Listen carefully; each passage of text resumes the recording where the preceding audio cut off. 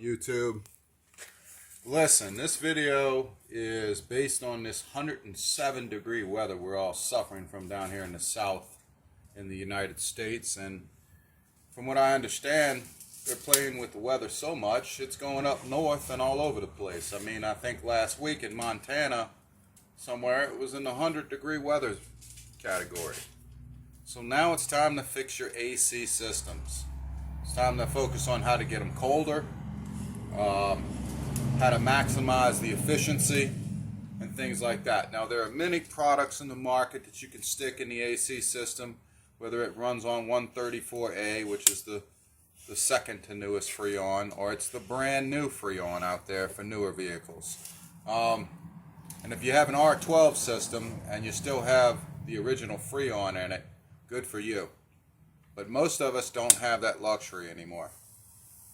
Some folks have switched out their R12 systems with the old-fashioned backwoods technique, which I think uses about 10% butane and the remaining of propane. That is controversial and hardly recommended due to the fact that people smoke cigarettes inside the vehicle. There's a chance that a line could burst, the evaporator could go out inside the vehicle, spring a leak, and then of course if you go light a cigarette or light something else, kabooey. And that's really doesn't sound like a really good idea to me.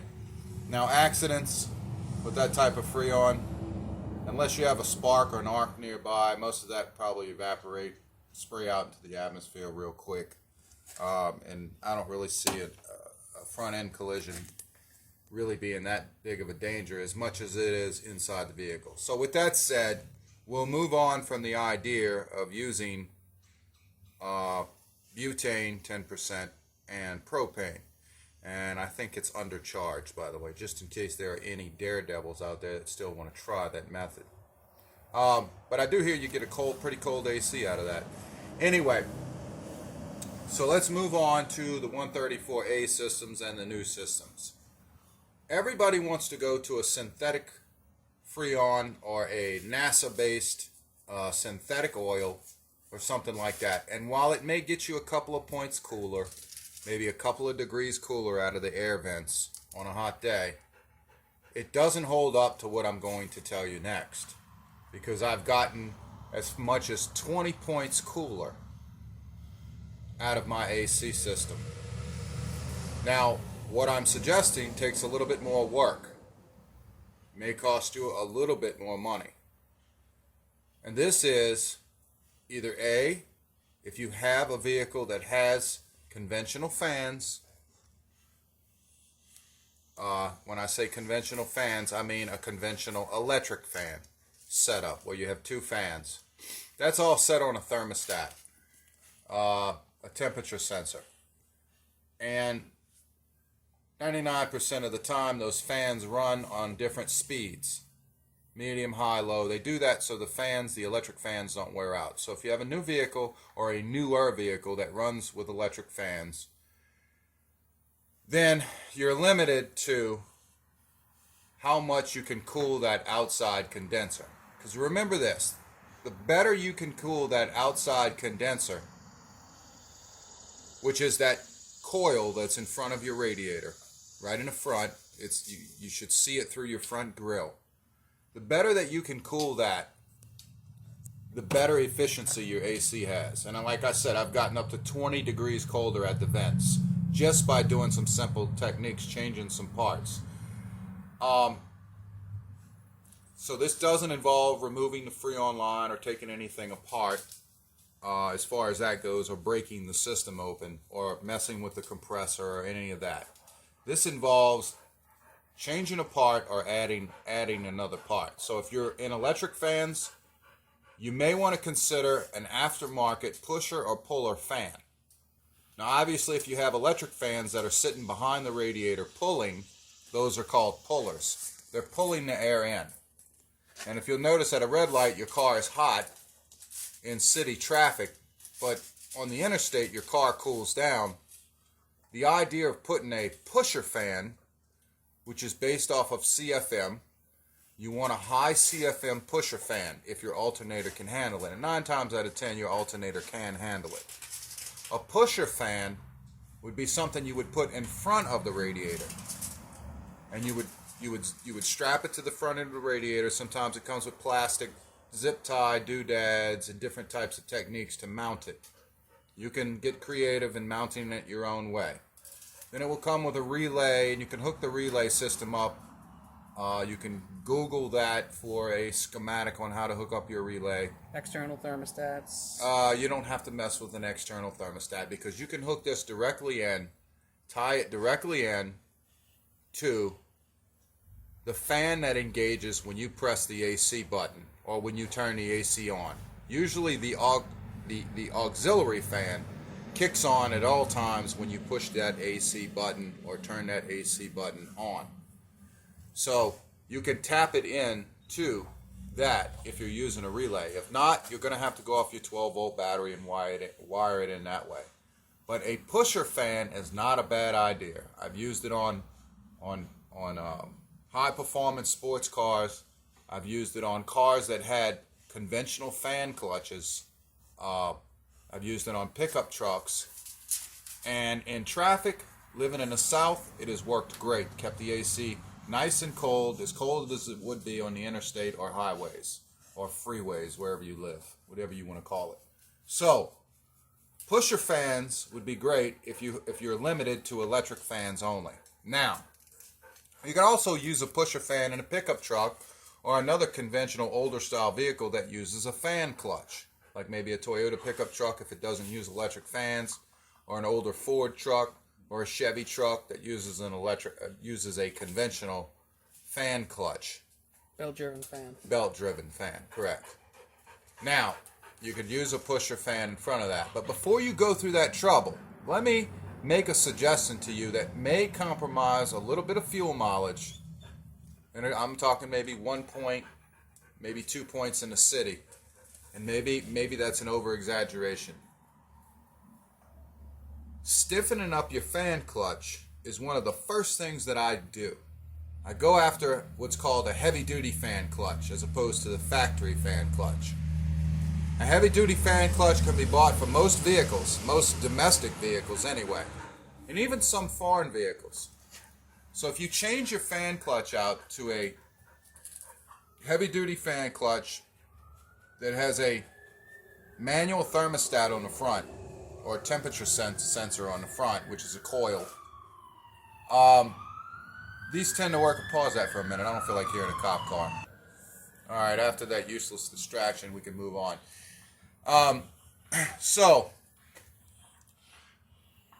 what we could do, and what I always do, is go after the fan clutch if I find that I'm in traffic and my AC tends to heat up. Either A, I have too much Freon, or the person who owned the vehicle before me had too much Freon in it, and the temperature is running too high on that, and they need to reduce some of that Freon, in other words, relieve some of it. Either A, there's too much Freon, or B, that fan clutch is not doing its job by spinning enough CFMs, pulling and keeping that front condenser cool. So, pause that for a minute. I'll show you the basic look of a condenser in 2 separate vehicles. All right, this is your basic E-Series van, 1999 model. Everything just about that was necessary to be replaced was replaced. And this is the van that we did a 7-hour video plus changing the engine out. And it shows us pulling out an engine and putting another used engine in and doing the heads and all the stuff that we had to do.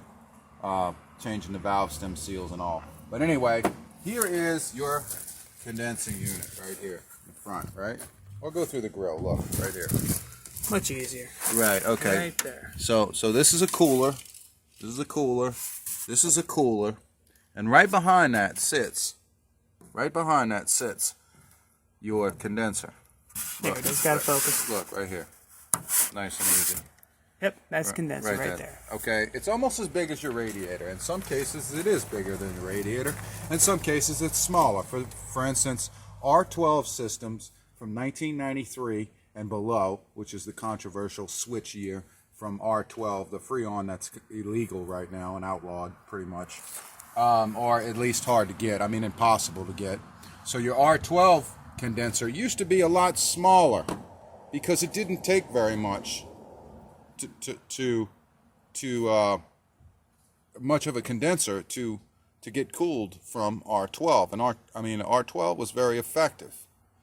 But since we moved to the 134A stuff that was more environmentally friendly, we had to compromise, and so we had to lose a couple of points on the cooling capacity in our vehicles. Increasing the size of Many older gentlemen out there and people that worked on vehicles understand that R12 was the best Freon probably that we had for automobiles in its time. And these environmentalists and these environmental people, listen, I'm all for saving the planet and all that, but listen, I like my comfort too, and I don't know about these holes and all that stuff, and I'm not going to talk about all that, but I am going to say this: whatever's going on right now in this world, whether they want to blame us or they're doing it themselves intentionally to get us off our land, I can't really go into that because YouTube will cut me right off. They'll censor me. I've already been through this. I'm not going to talk and go into depth about that, but I have my own personal feelings about that, and you all probably do too. So the bottom line is, how do we get cool in the winter, in the summertime? Like I said, stiffening up your fan clutch is a great way to start. So for Fords, such as the 5.4 liter and the 4.6 liter and most of the Essex V6s and all the other engines, when you go to one of your conventional auto parts stores, naturally they'll ask you if you want a conventional fan clutch or you want a heavy duty HD fan clutch. If you go with the HD fan clutch, you might lose a little bit of horsepower because you're going to hear and feel this fan spinning up some RPMs, pulling some CFM, some air, sucking air through the front end here a lot. Sound like a little mini 18-wheeler. It does. Sometimes when the heat is hot outside, it will sound like an 18-wheeler, and you'll notice a little sluggishness from the takeoff at a red light. That's normal for an HD fan clutch. Mine is so strong, and it's been on here almost 8 years now.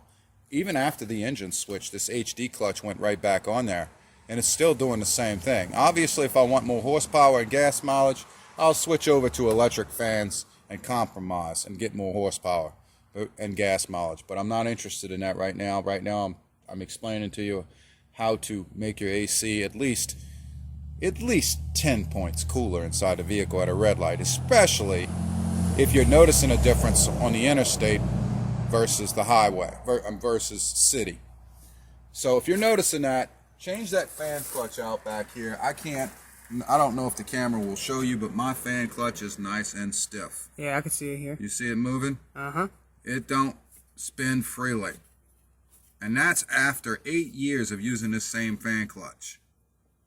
So it works great for this truck. This truck has the coldest AC besides the one behind me, which is an Isuzu Amigo from 1992 that was converted to 134A. Now, how did we convert this 1992 to 134A? Well, we did the regular thing that you do. Use the regular compressor. Use the regular Evaporator core, right? evaporator that's inside in the box here or in behind the dash. But we changed one part on it. We found a later year vehicle, I think it was a Rodeo, that had a much larger condenser. So using a much larger condenser allowed the 134A to do its job better. Obviously, it's not as efficient as R12. It doesn't work as well as R12. But it sure did a great job for 134A by adding a much bigger condenser. So we switched that out from a Rodeo or a vehicle that was a couple of years later than that. So from 92, 93 was the change. I think we got a 94 and 95 condenser, and then we bent our lines to fit. Luckily, all the fittings worked. We were able to use a dryer off of this vehicle, off of the donor vehicle, and we got really cold points out of this little all-terrain bug-out vehicle. Now, this bug-out vehicle has actually the coldest AC. I would put it up against a brand new car. I would put it up against a brand new car and say that a brand new car wouldn't cool as good as this vehicle does. Seems like the cusp year when they changed over to 134, they made all the components bigger. They made all of these condensers on the cusp years, the years following the cusp. They like the Toyota Camry, for instance. That had the biggest evaporator I've ever seen, which is located central dash. What they did was they overcompensated for the new Freon, not knowing, some vehicles didn't know, manufacturers didn't know how well 134 was going to work. So what they did was, right, so what they didn't know, so to compensate, they oversized everything to make sure that they didn't have any recalls or any problems like that, to make sure that the AC worked well. So a 1994 Camry, 94 Camry, is probably one of the coldest factory ACs I've ever felt, besides the 1970s Chryslers and the 1960s Chryslers, when AC was available. And that's just an example for you. You all might have your own vehicles that you've felt a cold AC. So obviously they make slim fit fans that you can put in the front, but both of these vehicles have their own fan clutches. So neither one of them have electric fans because it's not necessary. But just by changing that fan clutch made all the difference. Between 20 degrees at the vents, as opposed to your conventional fan in a vehicle that you may have 40,000 miles on. And I'd say if you got 40,000 miles or above and you haven't touched the fan clutch, chances are you'll get a good 10 to 20, even to 20 degrees by changing to an HD fan clutch. Now, that's if you want to ride in comfort and sacrifice a little horsepower, a little acceleration, and that's only in some vehicles. Some you may not notice a difference. I have in this particular vehicle and in this particular vehicle. This is a 4-cylinder, 2.6 liter, which is almost obsolete in America. And the one behind me is a 5.4 liter, plenty of those. So 4.6 liters and your Crown Victorias and all that usually have, and your 4.6 liters in most of your SUVs and all that, come with electric fans. Some of your Mercury Mountaineers and some of your Ford Explorers come with conventional fans, fan clutches. So those are all options. So this was just mainly a talk based on how to get the best results out of an AC if you were to change or do one simple thing instead of trying all these different techniques. That is, of course, the kind that you have the correct freon and the correct amount. Yeah, that's if your AC is already running, and your AC guy, or you, if you're, obviously we're shade tree mechanics here, we don't go to automotive centers. We do this stuff ourselves. We don't even bother getting ripped off from some and some shops are good. I'm not going to down them all. Some are good, but we've found that customer service and service itself has declined in America across the board. So we've been doing this for a long time. So these are my suggestions about how to get a colder AC. That's if your AC is already running at its maximum capacity. We've done everything. We've tried wetting the condenser across the front by using a separate and, at one point, the same sprayer for your windshield washer. We've tried all of that. We've tried disconnecting these lines from the windshield washer sprayer and running fan nozzles across the front. But you know what? None of that proves to be, as we would call, what would these globalists say? Sustainable. They use this, sustainable. Yeah. Is that what these globalists? Sustainable. Yeah. This thing that's taken over America, sustainable. So right now, it's not sustainable to eat meat. It's not sustainable to do this and that. Not sustainable to have AC. No, it's not sustainable to have AC. It's not sustainable to have gasoline anymore, apparently. So eventually we're not going to be sustainable In fact, I think that's what the carbon footprint thing's all about. We're not supposed to be, because we're made up of carbon. So I don't really know how you eliminate carbon without eliminating yourself. You know, that's how idiotic some of this sounds. But there again, controversial topic that most of us hate. We don't want to talk about. Whether you're environmentalist or you're not, or you're half and half, doesn't really matter. These guys obviously got a plan, and we're not it.